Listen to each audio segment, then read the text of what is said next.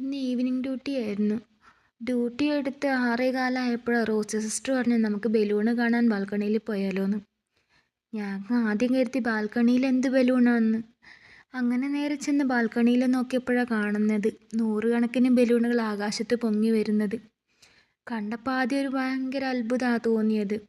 ഞാൻ എന്താ സംഭവം എന്ന് ചോദിച്ചപ്പോൾ റോസ് സിസ്റ്റർ പറഞ്ഞു തന്നു. ഇത് വാർസ്റ്റൈനിൽ വർഷത്തിലൊരിക്കൽ നടക്കുന്ന ഒരു പരിപാടിയാണ്. വാർസ്റ്റൈൻ മംഗോൾഫ് ഡേ ഒരാഴ്ച നീണ്ടു നിൽക്കും. സെപ്റ്റംബർ 5 തുടങ്ങിയിട്ട് സെപ്റ്റംബർ 13 വരെ ഉണ്ട്.